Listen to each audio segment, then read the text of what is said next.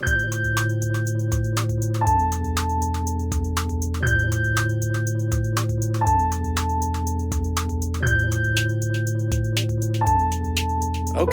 welcome back, everybody. This is The End of the World with Michael and Stu.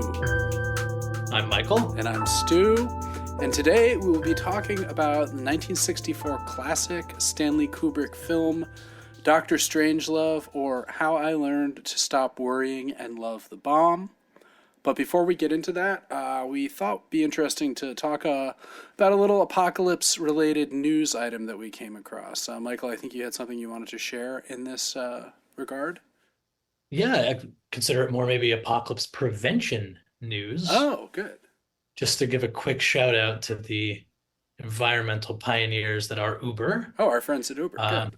Yes, it's been announced that Uber has launched an in-app feature, which is very convenient. I'm not sure where else Uber would launch a feature, but they did want to make it clear that the feature is in-app, not like on a billboard somewhere. Yeah, please go to your desktop to use our new feature. So what does this feature bring to the table for us? It's rather flamboyantly called Uber Green. Not sure if you could have seen that coming. It's called Uber Green, and ostensibly it's an in-app feature that now allows users to track their environmental impact.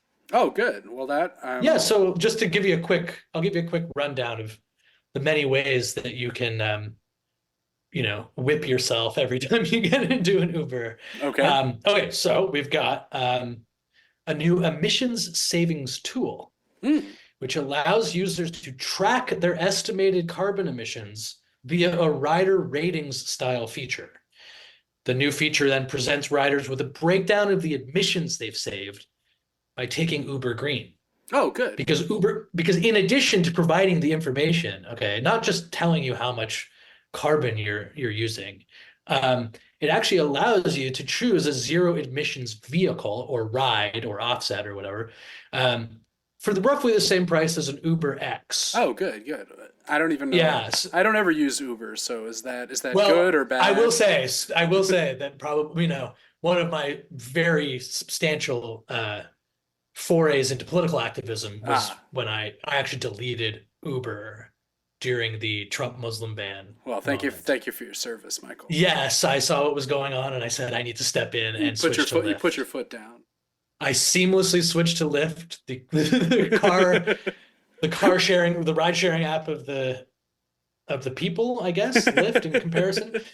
But I definitely deleted Uber, and I let people know. I didn't. Well, you've got to. I mean, what's the point of deleting if you're just going to do it for your own sake? You got to. I mean, I could never do anything like that on social media, but I definitely did mention to some people in my life. Hey guys, you're taking an Uber? Well, FYI. Oh, is that? Yeah, I mean, I do. I'd love to go for a drink, but is that Uber? I'm actually using Lyft now because, the Trump stuff. But yeah, so I do find this, obviously this is an example. We've talked about this a couple times on the podcast already, but this it's kind of like tipping. I find in the sense that this completely broken structure when it comes to service exists, where these people are being massively exploited in terms of their labor and their time, right? And their wages are so heinously low, and the companies that employ them, rather than pay them a fair wage, they offload that responsibility onto you, the individual consumer. Right. Which in order to then shore up your progressive bona fides, you don't just tip, you tip heavy. And we have pushed the regular tip amount, probably partly because of inflation. Now it's 18% is minimum. No, I haven't done less than 20. I can't, the shame I feel pressing the 18. When you're there with the screen, it's 18, it's 20, it's 25. I can't do the one right on the left. It's a no-go. So now I'm doing 20. I'm doing 20 all the time. 1/5 of everything I buy is now just added on. In places where you would have literally never thought to tip before. Oh, well, that too. But again, politically, in terms of responsibility, I get it. I'm down. This is absurd. These people do need, to be tipped Well, they need to make a living wage, but the way They need of to make a addressing living that wage. is probably not Right. by offloading that tipping responsibility onto you. And then also, of course, they take, in some cases, 20% of the tips back into the. Oh, well, yeah, of course. They also don't just, They're if you can skimming believe it, off. they don't, They're making yeah, you yeah. tip, and then they're skimming off what they've made you Right. tip. Yeah, Right? Yeah. if you can believe it, they don't stop their shitty behavior because we now do 20% instead of 15. Yeah. Yeah. But like, it feels like the right thing to do by and large. I mean, we don't have to get into a whole thing about tipping. I do think there are these limits, and it has kind of created I think a system. there's been a stand-up routine or two about. Yeah, but I'll just say that like I'm very grateful that we've moved from the customer is always right culture. But as with so many things that come in reaction to heinous realities, Yeah. what gets created also has its problems. We've entered this like customer is never right moment. No, the customer is always guilty. Yeah, like you can't say you could never make a scene. You could never, it's very difficult. It's very difficult. I'm not, but by and large, tipping is a public good and a public necessity because these things have been offloaded onto the consumer. And so with Uber Green, we're basically getting the same thing, but for climate responsibility. That's right. Uber where it's like has, for just a little bit more. Hey, I never have ever ordered an Uber X or a Lyft Black or whatever the fuck they're called. Sure. Right? You're always just paying as little as you can on these things, and then tipping the driver, of course, who's getting exploited. So you're tipping him. Yeah. So now on Uber, you're doing both. You get the tipping. You're tipping the guy because he's not getting paid enough. So you got to tip well. But you're also choosing the greener option. You got to go green because otherwise, you're also responsible for the ice caps melting, etc. Right. Instead of, places like Uber or, GASP, any type of public subsidy for anything that may actually have an impact on this. But instead, and it's also I don't know, there feels something, what's the right, is it childish? Like the idea of gamifying your emissions savings, keeping track of it seems to be the strangest part to me. Because I can see, I should, if the opportunity is there, the offer is there, I guess I should have to consider whether I should be taking, emissions-free vehicle rides or whatever as often as I can. But then, you're right back into the worker politics of it all. Because if there's a person who's working for Uber who can't afford an EV, and then I'm turning down his ride, now he's getting less because I'm trying to feel better about myself and my carbon emissions that won't do anything. Right. Well, that's the thing, right? We've talked about this over and over again, but it's like, this is all part of this broader move by corporate America and governments to a similar extent to just offload responsibility for the massive problems in the climate that are caused, 85-90% by corporations, right? By these massive energy using factories and, places that are just sucking coal factories dry to run their server farms sure. things like this. But we're still using the stuff, to be fair. Sure, but I mean, we as individuals are such a tiny fraction of that. If there were actual reform of how energy was used on the corporate level, and the revenue that we create, right, we would be. It's better off. It's like indicting someone who works at McDonald's for McDonald's factory farming. It's you think John, the clerk, or, the drive-through window guy really has much of a say in I'll tell you what, John, no tip and you go into jail. Exactly. But I mean, yes, I guess the way that this should work, I guess, I mean, I'm a fucking moron, but I would assume that what you're saying is that the revenues that we create by using the services should have at some point, either through the force of the government or the will of these corporations, been put into turning over these emissions heavy infrastructure. That's right. I mean, I think really the government should mandate in some cases there are small steps in this direction, but it's a little case of too little too late. Right. It's definitely too little too late. I mean, it does feel there are things we don't have to get, this will be a topic of the pod forever, but I don't know. I mean, there's things where I do come down a little bit on us as individuals. I'm pretty sure that we like don't need to be flying as much as we are. But I guess one, if you're gonna say like one flight of mine won't do anything, but it does feel like the surge of commercial flight over the last like 100 years has been a net negative for the environment. And I'm Yeah, not I mean, of course, but like, oh, I simply have to see Aspen. Like, who am I? Who am I to see Aspen? I don't know. And why do I deserve to see Aspen? I well, don't know. I'm going to Utah in a couple weeks, so not Yeah, and not I'm going to LA in the spring. I mean, we're canceled. we've got our foot on the throat of Mother Earth, heading off to La La Land and Tahoe or whatever. Well, I'm just going to look at some land art actually outside Salt Lake. But speaking of having your foot on the throat of Mother Earth, shall we get into our film for the week? Yes, yes, sure. So this is an old favorite. We were talking a little beforehand. We both have childhood experience with this film. Michael will relate his experience. But one of my earliest memories of this film is just seeing that climactic moment with Slim Pickens riding the A bomb down, or the Yes. H bomb down onto its target at the conclusion of the film, and just being really terrified by that. Again, being like 5 or 6, having no context at all for what maybe my parents had this on. It was on in a TV at my grandma's. I mean, who knows, right? But just seeing that image and just having it burned into my head and having no idea what it was. And then, 15 years later, when I'm approaching adulthood, encountering this film again and being like, oh, like that's what that was, Yeah.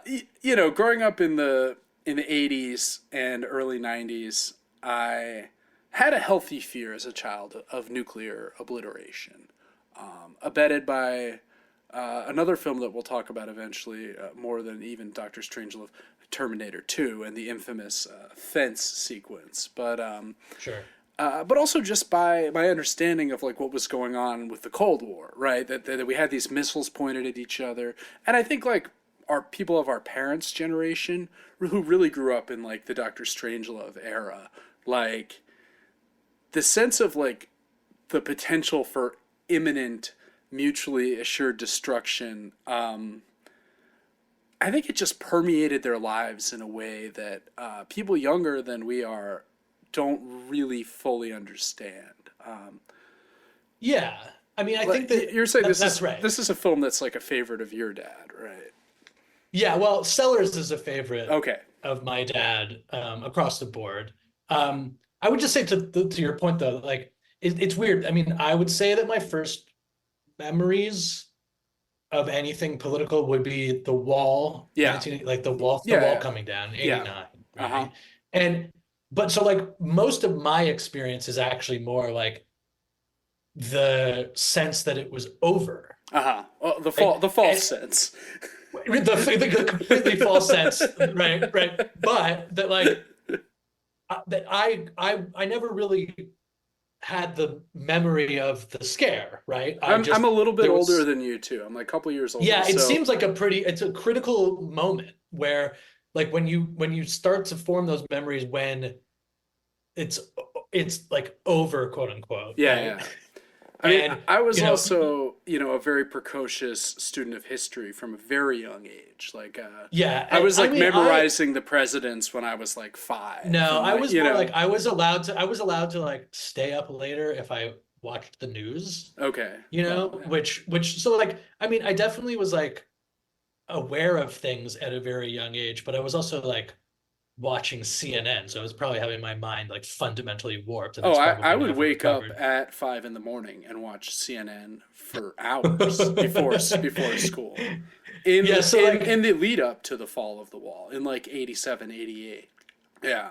yeah, When I I don't would know. have been I like 7 years old. So anyway. Yeah, I remember I have like very very clear memories of like Crossfire, Uh-huh, sure. I mean, that I type of remember shit. the like endless Iran Contra Oliver North discussions on CNN and stuff like that. I mean, I'm really dating myself here, but like that's like my earliest memory, or like wondering who this Yeah, who is this I mean, evil man, Oliver North, and why right, was and he I guess why was he trading arms for hostages? Like, just it is. I guess it is different because it's like a couple years behind, like where like the first thing I'm like diving all in on you're is like, oh, like the Soviet Union's over. no, Like, like the OJ yeah. Simpson, like the Okay, OJ well, by Simpson then I trial. was just like, I You was so know? all in. I mean, that Yeah, but to get back to the sure. So Strangelove Doctor thing, it's Strange. like so.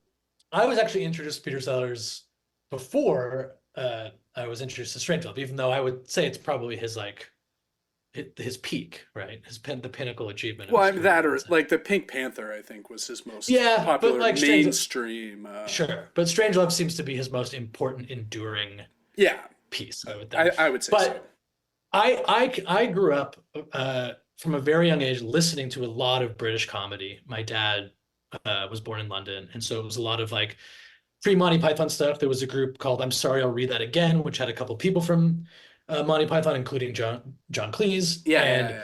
they had radio shows, and there were radio comedy and sketch comedy was this, Peter Cook, Dudley Moore, and Peter Sellers was obviously a huge part of this tradition. And Yeah. there was this tape of great Sellers stuff, and songs and sketches, and it was amazing. But I didn't relate the two to Strangelove until I didn't know about the movie. My dad eventually is talking about how great the movie is, and keeps saying like it's just great satire, right? And I'm like, I forget exactly how old I was, but like certainly like young enough that when I first saw the movie, and I don't know even if I saw the whole thing, Sure. like maybe my dad was watching. I can't really remember, but like the first time I was exposed to this movie, I was still young enough where for whatever reason, I had computed satire to have at least some relationship to the idea of prophecy. Like there was something prophetic. I don't know how these lines got crossed, but so That's awesome. Yeah. when I see the first like pictures, the first Strangelove, it's all black and white, which then again, to my mind, makes it so old, So it's so it's like 1930s. It's like 1930s. It's pre-World War II even. Right. It's pre-World War II. It could be pre-World War II. So when I'm seeing this thing for the first time, like, and again, very limited knowledge, but the players, the US, the Russia, the nuclear. Sure. And I'm sitting there I'm thinking, wow, they really nailed it. They fucking nailed it. Like, I guess like, how did they know it was going to be these two countries shaking it out in the end? Like what a crazy turn of events. And like, I mean, I didn't even like, I had no conception for whether like they had nukes back then. I doubt I was like, well, no, they didn't make nukes until 1945. But like the political framework, I was like, fucking, these guys are geniuses. That's so good. So we both like had youthful encounters of a sort, a sort of not really fully understanding perhaps the context or content of the film. But let's get into the actual content. So the movie came out in end of January 1964. And it was actually supposed to come out a little bit earlier, but it was pushed because of a famous incident that occurred in November of 1963, the Kennedy assassination, right? I think it was supposed to come out in like December, and they were like, let's just like give a little breath here. I'm not sure if... I mean, this has got to still do numbers. I'm not sure that this is... the nation is quite ready to laugh at Armageddon. Which is interesting. It also, comes out a couple of years after another event that I'm sure we'll discuss in more detail on the pod, the Cuban Missile Crisis, which is one of the times when the so-called doomsday clock, moved closest to midnight, and where there was a very real possibility of a world-ending exchange of nuclear missiles. Are you familiar with the idea of mutually assured destruction? I mean, I have the ability to say those words. To parse the words, but like... To say the words, yes. No, I do, yes. You've heard of that phrase, though, right? Like, yeah. Like, that was sort of the so-called balance of terror, right? It's like the idea is that if we both have enough world-destroying bombs, If we have enough terror, then we won't. we will live in harmony. Yeah, Yes. it's like the ultimate Machiavellian, like fear, like rule by fear, not by love, right? Well, I think what's fascinating is so U.S. obviously, as we know from Academy Award-winning juggernaut Oppenheimer, invents the nuclear atomic bomb 1945. The Soviet Union detonates their own atomic bomb in 1949 with some help from some spies on the Manhattan Project and the infamous Rosenbergs, etc. By the early 50s, both countries have the hydrogen bomb, which is thousands of times more powerful than even the atomic bomb, right? So you go from like leveling cities to leveling metro areas, right? I mean, I've Quality seen engineering. where you could drop one hydrogen bomb in like the Los Angeles area, and if it was calibrated in a certain way, you could kill like 20 million people with just a single Right. bomb. Just like, And and this that, is to assure our destruction mutually, well, if and we, then have a balance of terror. right. I mean, there's all this great balance of terror, mutually assured destruction. Another phrase the U.S. Military Strategic Air Command use a lot is trust but verify. In terms of like, you trust what the Soviets say, but you verify it. And I'm like, well, isn't like trusting doesn't that mean like you don't have to verify? Like, isn't so you see what I'm saying? Like, if you trust someone, you don't then you're like, oh, I trust you. I'm just gonna look through your wallet. Oh, look, here's my dollar that's like that you stole. that's like I when like marked the it. race like the racist like woman has the housekeeper come by and they're like, no, I trust, of course, I would never if just I'm let me just look gonna through search your your bag. bag. I'm just gonna look. Maybe it fell in there. Of course I trust you. You Yeah, know? I mean, you're around my kids. Right. So there are all these like hilariously paradoxical forms of what George Orwell might have called newspeak, right? Where it's like Yes. that kind of come up and bubble up around the nuclear situation, which I think one of the great things about Strangelove is it just does such a good job of parodying the absolute absurdity of the situation. And so this movie is based on a novel called Red Alert by someone named Peter George that came out in 1958.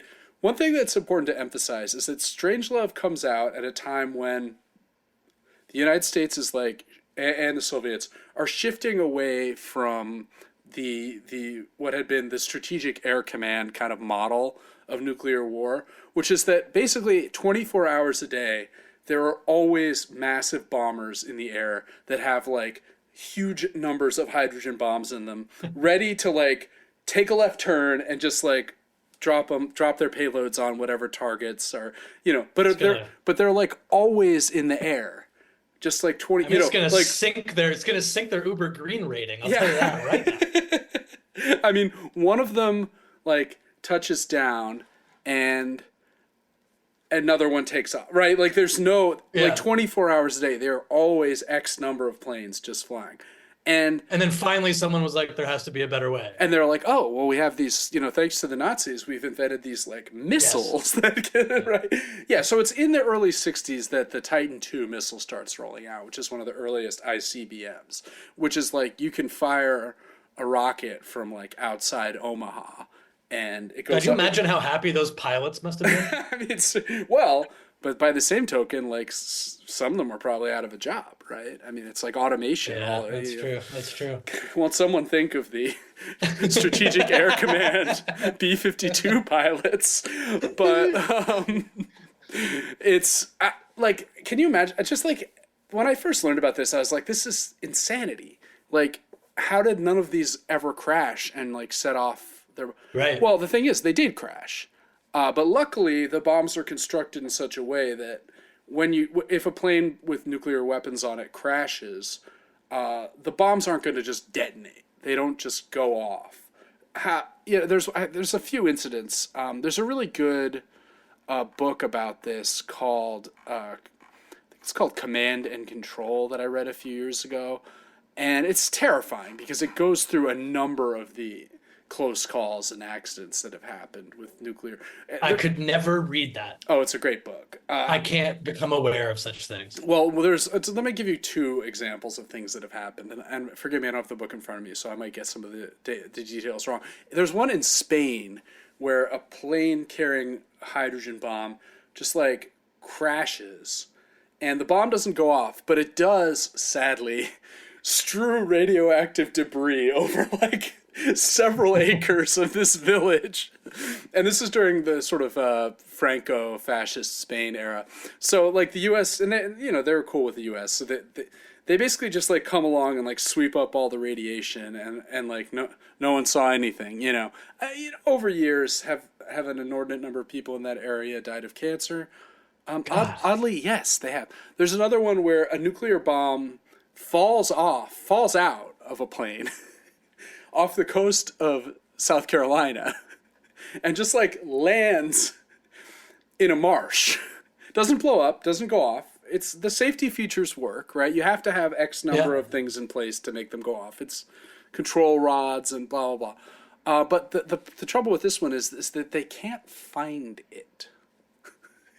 God, do they have a recording of the pilot? I'm sure it's classified. I mean, can you imagine? Jones, you gotta be fucking kidding me! Tell me that fucking nuke isn't in the fucking. Tell me that didn't fall. Well, how about this though? There's just a nuclear bomb that's like under a marsh somewhere in South Carolina. Still, it's still there.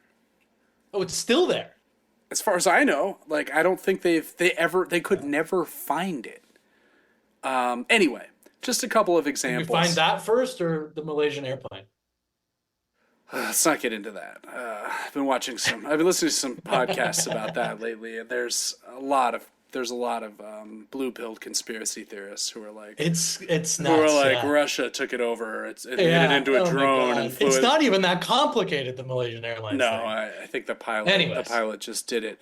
In any case, this is the setting for Dr. Strangelove. So that's like what the movie is premised upon. Is like one of these Strategic Air Command wing commanders just going rogue and like initiating Plan R, which is so great, right? It's like this. It's like Plan R is in place in case the Soviets struck first and killed the president. So even if the president's dead, we still have someone who has authority to like strike back at the.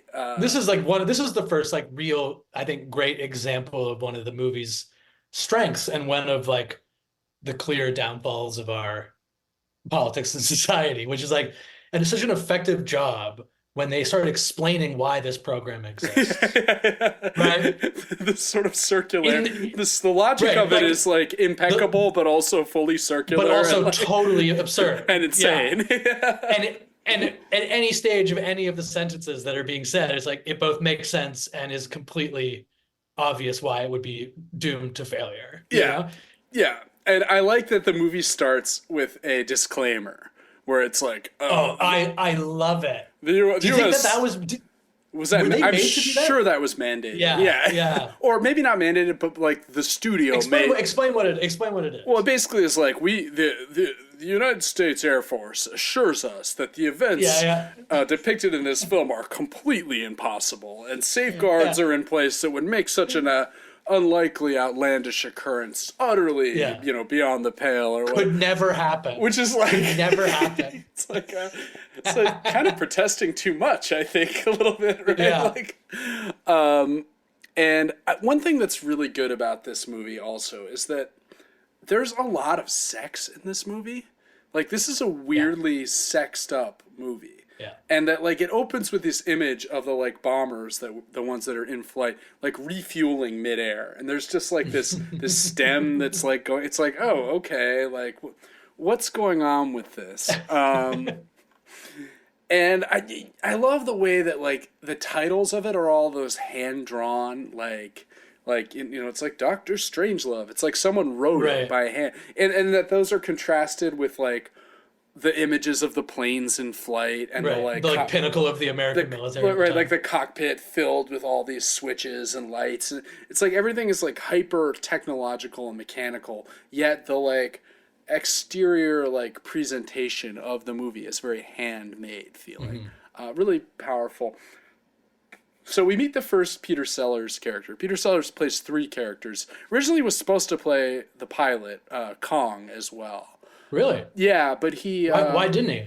I think it was a little much. Like, the story that I read on Wikipedia was that he sprained his ankle and so couldn't like get into the cockpit. Yeah, it sounds like an excuse. Yeah, I mean Peter Sellers pretty. He's just sick of this shit. Well, I think he's a pretty crazed guy, right? I mean, Seemed like it. Yeah. like Seemed had like it. trouble with alcohol and drugs and things like that, and playing four Troubles. Yeah.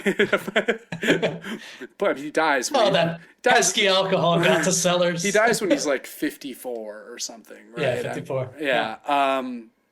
A little young. Lived a hard life, shall we say? But I think also just it's got to be exhausting. Playing one role in a film is like insanely exhausting, especially when the director is Stanley Kubrick, not exactly famous for like one take and we're out, right? I mean, Yeah. so they got Slim Pickens to play that role instead. I think Slim Pickens does a great job. It would have been fun to have Sellers in there, but I think Sellers also would have had him doing like a Texan kind of accent. Might not have been as easy. Yeah, I also just think that like it's the right amount of scenes for Sellers in the sense that like if you go too far with it, then it's just like it diminishes, I think, what he's doing. If he's, like if it's just like every scene has a Sellers, there's just no separation from Sellers, and like not only that, like multiple Sellerses. Yeah. Like it's like a nutty professor. It wouldn't work the same, Right, and I mean you have him as Mandrake, which is great with General Ripper, right? General Ripper is the fucking best part of this movie, though. I mean, I love what Sellers does. I think Ripper or Turgidson, right? Yeah, those guys are both fucking awesome. Why don't you explain Ripper a little bit? So Ripper is a parody of a sort of John Birch Society, ultra paranoid anti-communist right winger. John Birch Society was basically like this psychotically anti-communist right wing group that came up, I think, in the late 50s, early 60s, and basically, glad we've rooted them out, right? I mean, well, right. A lot of people have traced origins of certain strains of like Trumpism and things like that back to the John Birch Society. Extremely racist. Basically, like everything is a communist plot. Like everyone is potentially a communist. And we see that with General Ripper, who has that, but has also very obviously like gone completely insane, right? I mean, he's become obsessed with fluids, with precious bodily fluids. And I think the first sign we get of his madness is when he's like, please bring me a cocktail of rainwater and grain alcohol. Right? Yes. Because the way it's set up at first, you're not led to believe which way, one way or the other. Well, right. It's a slow reveal that this is like the act of an absolute madman. And Peter Sellers as Mandrake is like, oh, he's like this RAF World War II veteran who's like part of NATO, has been assigned as like the adjutant, the liaison, executive officer for this NATO like Strategic Air Command base, right? And he attempts throughout the film to reason with General Ripper and does like quite an admirable job of it, like considering.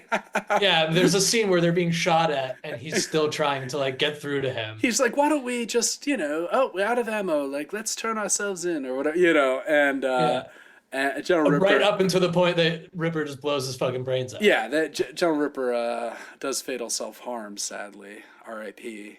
to General Ripper. We've got a lot of funny elements. So there's like three primary settings, right? There's the base where Ripper and Mandrake are holding off. Initially they're launching the attack, shutting off all outside communications and telling the base to go on to like into like overdrive guard because Ripper they're wants going to all be privately owned radios impounded because he just thinks that like anybody could be a communist, yeah. anybody could be. Right. There's then the second scene is the airplane, where we have Slim Pickens, James Earl Jones, notably one of the airmen, Yeah. and they get this command, Plan R, and they're kind of like, wait, is this real? Like, we got to check this out, right? Could be Plan R. That must happen, right? Could possibly be Plan Not R. Plan R. And so they head out to bomb their target, right? I mean, they follow orders, like Yep. they don't question it. And then the third setting is initially it's the motel room of Buck Turgidson, who is George C. Scott, who I think is like my favorite part of the film, just because he's so ridiculous. Turgidson is the head of the Joint Chiefs of Staff, which is like the highest person in the U.S. Army, and is a completely ridiculous figure. We first see him, he's sleeping with his secretary. They're in a motel room, and she's kind of like in her like nightie. She's tanning. Yeah. She's tanning. With a lamp. And she's standing in the lamp, and she answers the phone, and he doesn't want to deal with it because he's he's getting ready for them to have sex or whatever, and it's she keeps he can't come to the phone. He's not available, and then finally he gets on the phone, and it's like, oh, someone's authorized Plan R, right. Damn, like a whole fleet of planes is flying over to nuke the Soviet Union. And then very quickly he relocates to the war room in the Pentagon. The war room. Which is like... where there's so many people. Yeah. Only three talk. Almost no one says anything except for the president. Turgidson, the Russian ambassador who eventually is brought in. Yeah. And then, of course, Dr. Strangelove. There's so many good moments in this film where he says... Mandrake is like, I'm afraid I have to like cancel this attack because you haven't followed protocol or whatever. And Ripper's like, I'm the only one who has the codes, blah, blah, blah, And he says, Mandrake, do you recall what Clemenceau once said about war? War is too important to be left to the generals. When he said that might have been true, but today, war is too important to be left to the politicians. And, like, that is a big thing about, like, civilian control of nuclear weapons and the military is, like, one of the things that differentiates the United States, in theory, from a literal military dictatorship, right? Where there's just, like, a general who's, like, like General Shang from Arrival, right? Is the sort of antithesis of this. Where there is no chain of command, and there's no checks. There are the safeguards that there are no checks and balances. Yeah, exactly. It's just like it's gone. It's also just really funny. It's just like such a funny guy to choose too, right? Like Clemenceau, this like Ripper character is this like, Cold War general who's citing the World War I French head of state. And also being like, when he said that, he might have been right. Right. But that was, that was before 1917 and probably before 1946 when fluoridation came. You want to talk about fluoridation, right? It comes out that one of the chief motivators of General Ripper's madness is his belief. Perhaps the chief motivator is that his belief that fluoridation of water, which was introduced after World War II, we're told. Why was it introduced? Does anyone know? It's because of cavities, right? Like if you put a little fluoride. Oh, really? Yeah, it's to like help with. I thought it was just to control the population. No, it's to help with. Oh shit! The real reason that it's to help us have fewer cavities because our water is fluoridated. So we're like. No, I know. I'm just. But this is a precursor to a lot of contemporary madness that we see in and around the issue of vaccines, right? Where we have people who are like, no, the virus was faked so that they could give us the vaccine, which will 5G. will control us. Yeah, I mean, it's It's like any. But I will say I went to CPAC to cover CPAC in 2009. Did you right? really?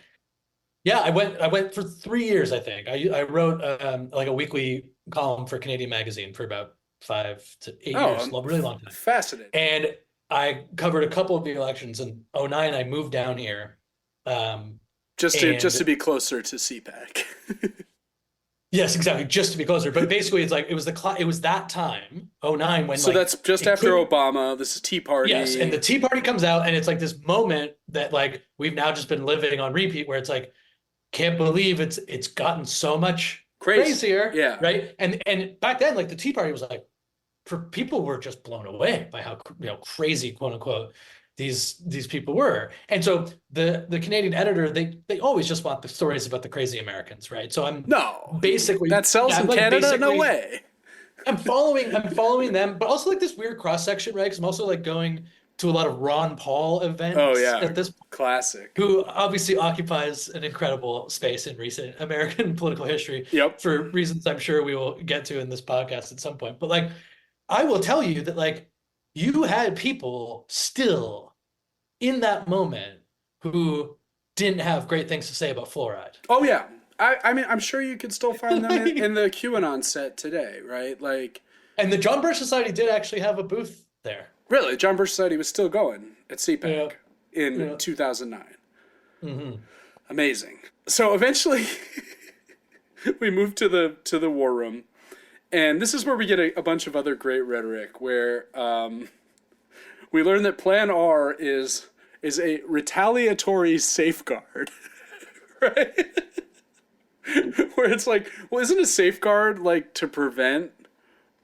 But like a retaliatory safeguard is like it's like getting into sports rhetoric. It's like, well, the best defense is a good offense, or like, where you're getting into the like level of defense wins championships. Yeah, well, just like cliched, sort of paradoxical doublespeak that you find in the sporting world. The fantasy is that like in a normal society, like, there are like norms, right? We hear a lot about norms and like what people like, like in 2009, again, the guy who yelled at Obama during the State of the Union, it was like, you lie. Oh my God. Yeah. It was like, oh my God, the norms. And now, right. and now they're just all doing it. Well, yeah. I mean, now Marjorie Taylor Greene is like up there, like, wearing with like a sign, like a garish outfit, and like just being as annoying as humanly possible. Right. There's a great and then Trump gets in and Adam Schiff's like streaking during the State of the Union. Or whatever, I was under the impression, says Merkin Muffley, which is Sellers as the President of the United States, I was under the impression I was the only person authorized to use nuclear weapons.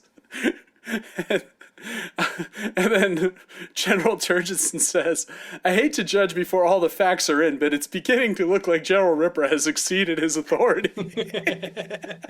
So again, it's like, well, there's this norm that says I'm the only one, and it's like, well, unfortunately, like someone has overstepped the norm, right? Right. And it's interesting. It's also like, I think, sort of symbolic, right? That like, the inability to react to the way that the ground has shifted. It takes a while for that process itself to even be worked through. They still are going through the sort of channels, like, and then it works both ways. Yeah. It works both ways. When they call on the Russian ambassador, it's kind of the first extreme thing the president does.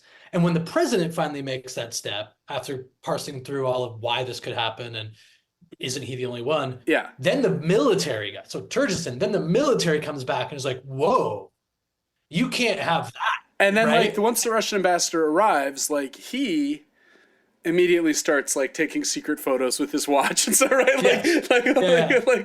Like nothing, the habits like cannot be broken, right? Like even though the world is ending and this set of dominoes is falling that will literally lead to... There's like an automation to the Cold War, and to like any type of this like fear-based And I political think you see structure. this in media coverage of Trump, for instance, right? In Yeah, 2016, it's like, well, Trump says this, but he can't possibly mean this. I mean, yeah. once he has the dignity of the Take him office, seriously, not literally. right?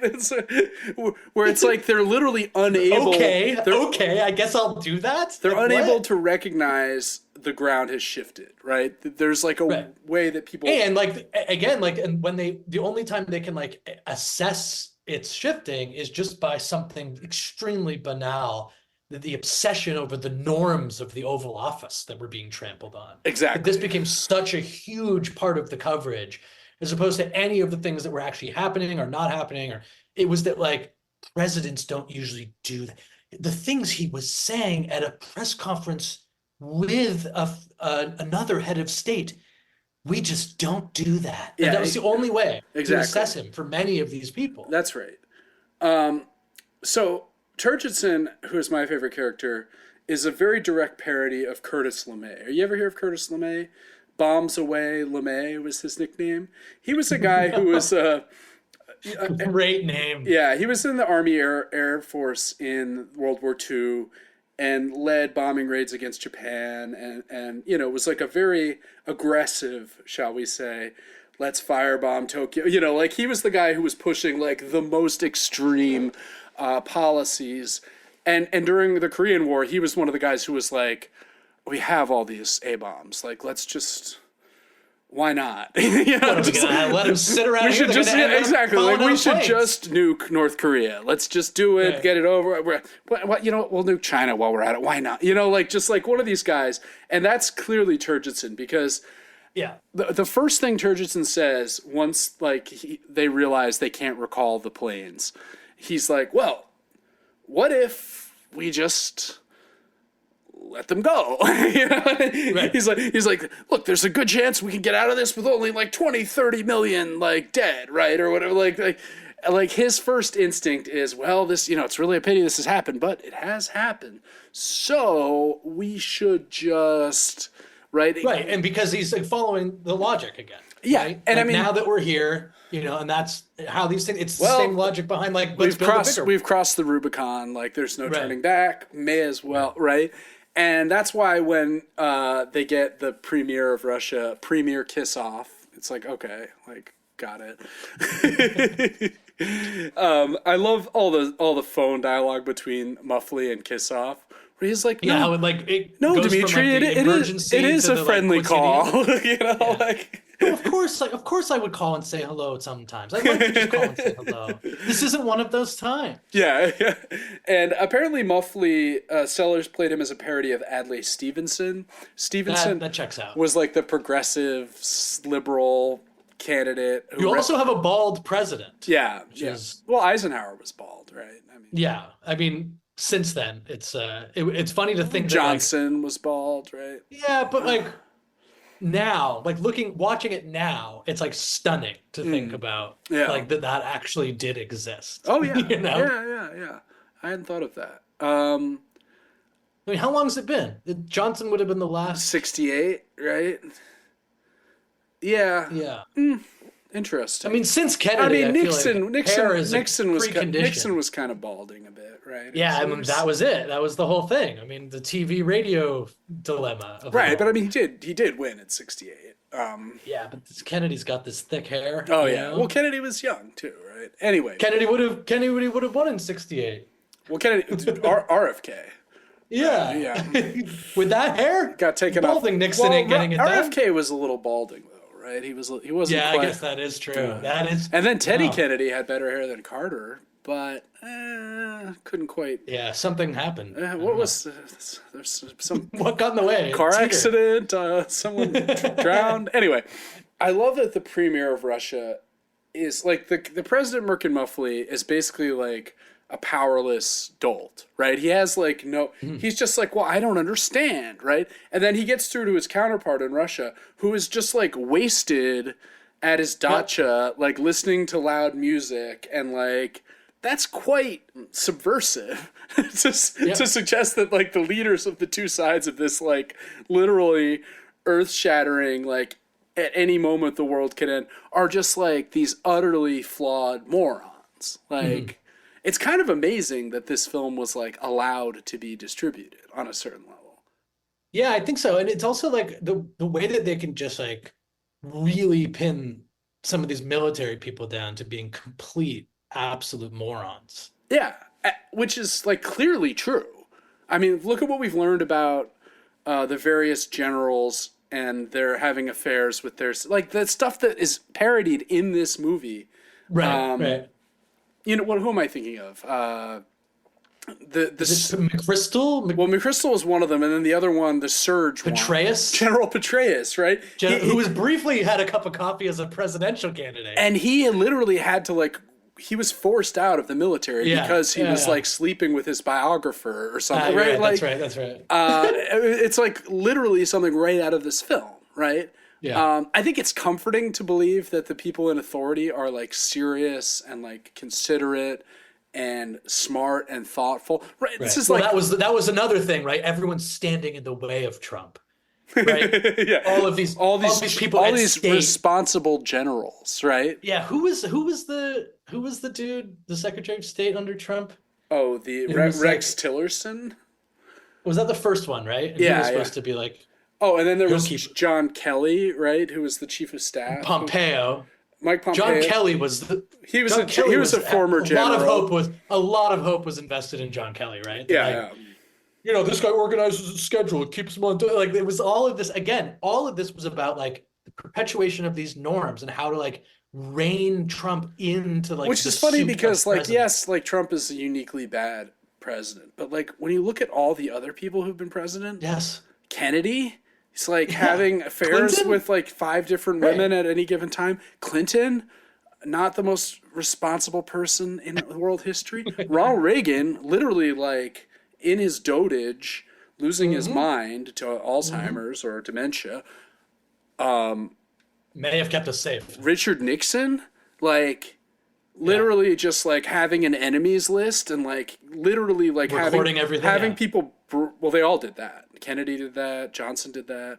It's only after Nixon they stopped doing that because they realized, oh wait, this could come back to haunt us, right? Sure. Yeah, it's like all of these guys. Yeah, Trump is bad, but like they're all idiots and monsters on some level, right? Like it's the different shades, different valences, but this fantasy of like the like responsible, good president, the steady hand of right, or in the steady hand of like the military and the State Department. Exactly. Right? That all of these are all fictions. That's one of the things that I think this movie obviously it plays that up to for the sake of satire and humor. Right. But it's true. It's not that hyperbolic, really. Not at all. I mean, it has its flair. But certainly at the root of it, like there's not a great, I mean, one can look at the transcripts of the, and talk of the Cuban Missile Crisis. And, I mean, what these guys are doing is not completely removed from the insanity of like what the process would be and who would decide and how you would decide and all of that, the battle between the military and the politicians over what to do and what the various options are, which option should we lead with and how should we negotiate. I mean, like all of that stuff was happening between these two branches, right? Oh yeah, I mean just utter madness on so many levels. Just a couple more things and then we should talk about Dr. Strangelove and then wrap it up. But I love how General Ripper is just like he starts saying like the redcoats are coming. And he's like with Mandrake, who's English. And it's like he and Mandrake are like fighting the red. Like he just like they do a very good job of slow incrementally making you realize how deranged he is. Yeah. It's not he starts as just he's a general or he's just a man doing his job. Cliched Hollywood movie general. Who then and all of a sudden he's completely out of his mind, snapped, all because of his own doing, right? Like he invented this whole situation. Yeah, and then right? He wasn't responding to anything real. We finally meet Dr. Strangelove when the doomsday machine is revealed, right? Yes. The premier talks to the ambassador, and the president is like, what did he say? And he's like, well, if one of these bombs is dropped, this will unfortunately trigger the doomsday machine. And they're like, the doomsday machine? Like, is this Dr. Strangelove? Is such a thing possible? And we finally cut to Dr. Strangelove, who is like so hilarious and such a wonderful character, and is only in like 7 minutes of screen time. He's like barely in the movie that bears his name. And he's great. He has, what is it called? Like phantom arm syndrome or something? Phantom hand syndrome, where his hand is like, phantom hand. It's not under his own control. And it's almost as if, I mean, Strangelove, people say he's a parody of Henry Kissinger. That's not right. Henry Kissinger wasn't yet a presidential advisor by 1964. He is a parody he's a parody of Werner von Braun, right? Like the Operation Paperclip Nazi rocket scientist brought over after the war, absolved of his SS membership and all this other, his use of slave labor, all this horrible stuff he's implicated. We're just like going to look the other way on all this. He's on, by the late 50s, literally doing information, educational videos for the Walt Disney Corporation about like the possibility of, he's like, hello, I'm Werner von Braun. Like we could go to space on this rocket. They even, when they start the Apollo, like, space program, they initially are like, we really shouldn't use von Braun. They get some other guys. Their projects like blow up on the launch pad or disaster. So like, well, get von Braun on the line. like they just. So Dr. Strangelove is like the Operation Paperclip. The idea of like this Nazi scientist who's changed sides to the United States, and the Phantom Hand is great because it's like the Phantom Hand is still just a Nazi, right? Like it's trying constantly to Sieg Heil. It's like, and he's like trying to control it with his like good hand, but it's like this. It's this extremely literal like way of representing his like split allegiances, right? Yep. And he's like, no, well, Mr. President, like not only would a doomsday machine be possible, it'd be incredibly simple for you, like just like even the like smallest nuclear nation could like and it's just like they're like, why did you make this doomsday machine? They're like, well, it's a lot cheaper to make a doomsday machine than it is to like try and keep up with your like missile production, right? There's a lot of talk of like a missile gap, which was something that Kennedy in '60 used to. He claimed that we had a missile gap with the Soviets, and the Soviets had built more missiles. Totally untrue, by the way. In history, it's like the U.S. had like 8 times as many missiles. It's just like, it's like this classic thing where you're like, oh, I'm a liberal, you're a conservative. Well, I'm going to say, like, I'm going to be more hawkish than you are by claiming that, like, actually, we're at a disadvantage to the Soviets. And Nixon was caught flat-footed by this. Like, what? Because Nixon, of course, knew this wasn't true, but, like, it's classified. You can't, like, so it's like, it's also one of these things where it's like people idealize JFK. They're like, oh, JFK, man, he was going to end Vietnam. He's going to end the Cold War. It's like, bro, have you like looked at that guy's record at all? Like that is not true. Anyway, I'm not going to go off on a Kennedy assassination thing. But like the people who are like, the CIA had to kill Kennedy because he was like, it's like, really? Like, the CIA is evil, I know. But the CIA's evil is also like pretty incompetent in a lot of cases. Never mind. All right, but like, what are your thoughts on Doctor Strange? I mean, the character or the end of the movie? I mean, both. The character, because the end of the movie is really just that great speech by Dr. Strangelove, where he... Yeah, I mean, the end of the movie is just like... The doomsday device is going to go off. They can't avert the bomber, the last bombers. Right. So... And it's sort of like the height of like a scene-stealing performance, right? Yeah. It's like... As all of these people are sort of trying to figure out how this situation needs to unfold, he's got the like, he's got the Nazi hand coming out. He's got the physical comedy. He's literally fighting. He's fighting with his own hand. Right. And then, but what I love so much about the way that it moves into the ending is that like, is when they start. So the ending, what gets basically drafted, the notion is that he suggests that they can get mine shafts around the country and basically stock them with people, Right. right?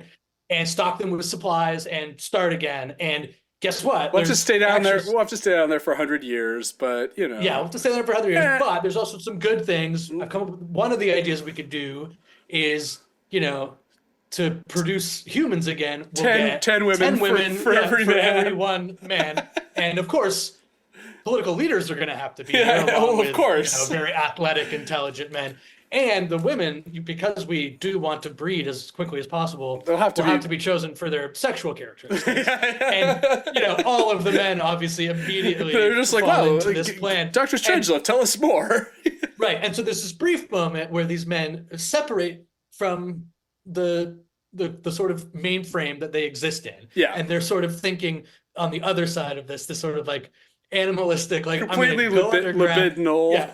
And I'm gonna have 10 fucking women, 10 wives. And, I get 10 wives, just have a hell of a time down there. It's not so bad. But then they're like, their military and their political brain like takes over, and they start expanding essentially the Cold War into the world of mine shafts. Yeah, where he's like a mine shaft gap, right? Well, and also he's like Turgidson is like, right, he's the one who says there'll be a mine shaft gap, but he also says, I bet those commies are going to stash a few bombs away while we're, it's like, so now they're going to bring the weapons with them underground. It's just so even in this end of the world scenario where they're literally discussing moving into mine shafts and living for 100 years. And, there's the great line where they're like, but Dr. Strangelove, like, what about monogamy? And he's like, I'm afraid, like, that, would have to be sacrificed for the good. Some sacrifices will have to be made. And then he's like, that great line where he's like, animals could be bred and slaughtered. Right? He's just like, just his delivery is so, like, it's so off kilter and, hilarious. Well, and just like three, we don't have to go back at it, but just like three, like, characters that are so unique to each other. Oh, yeah. That, like, just the sort of the definition of each character is just so phenomenal to do this all, in one project. And again, like you said, he's on screen for mere minutes as Strangelove. Yeah. And like remains the sort of like indelible image of the film. Absolutely. But again, it's like it's sort of the perfect, Cold War and perfect sort of like linguistic, logical ending that like they may just be forced underground, and while we're there, the Cold War will continue.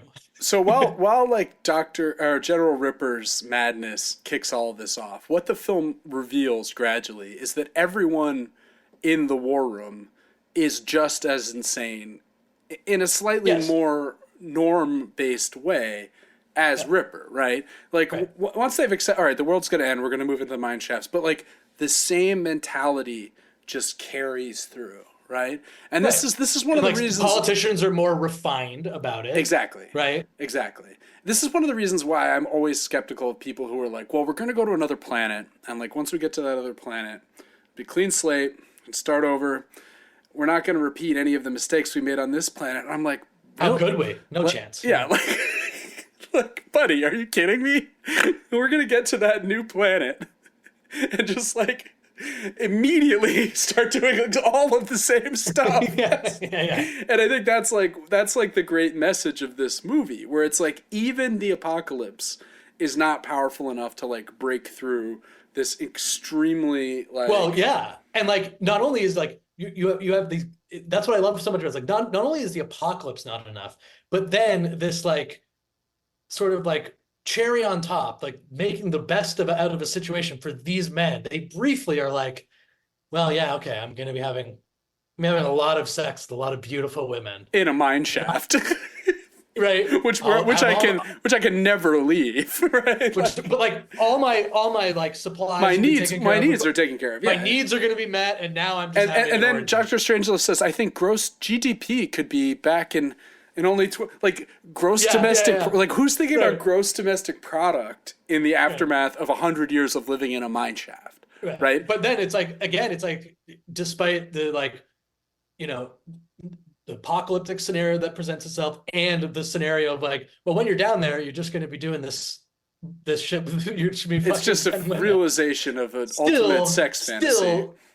Right. Still comes back to them that like, well, what are we going to do about this mineshaft gap? Yeah. You know, No. that there's no way of really breaking out of that idiocy once you've like submersed yourself, you know, into it, which kind of like feels very similar to the way that we can't get out of anything. It seems that all of the problems we seem to have, whether they are or not, you know, they feel intractable, I think, to most people. Yeah. You know, climate change, surveillance, you know, something is more like screen time, you know, these things like seem like we are in it now, and that there's no way to really like move outside of this infrastructure. And this movie is kind of like nailing that. I mean, obviously, as the Cold War is its inspiration, not environmental catastrophe, but like it's of the same sort of seed of thought, which like, is there actually no way out of this thinking, you know, or like, are we not taking it seriously enough if we do try to break free of it? You know, that's like the danger that presents itself with the nukes, you know, like if we don't do this, what if they do then blow us out into oblivion, you know? And this reminds me of just to wrap up, like there's this great quote from Adorno from his book of sort of aphoristic essays, Minima Moralia, where he says, "There is no way out of entanglement. The only responsible course is to deny oneself the ideological misuse of one's own existence, and for the rest, to conduct oneself in private as modestly, unobtrusively, and unpretentiously as is required, no longer by good upbringing, but by the shame of still having air to breathe in hell." Yeah, wow. Which, you know, it's sort of something about this movie reminds me of that quote. Maybe that's a good place to wrap it up for tonight. Well, we'll just mention briefly that next week we will be looking at, I would say, the modern day Strangelove. Is it as good? Another fearless attempt to wade into the satirical with Don't Look Up. Yeah, it's going to be good, and we will get to the bottom of it. In the meantime, please remember to like and subscribe and share the pod with friends and anyone you think might be interested in listening to our banter. Throw us a review or a rating if you can. They do actually help. And follow us at Instagram on The End of the World WMS. That's right. And until next week, this has been The End of the World with Michael and Stu. I'm Michael. And I'm Stu. Good night. Or good afternoon, whatever time it is wherever you are. All right. We'll see you soon.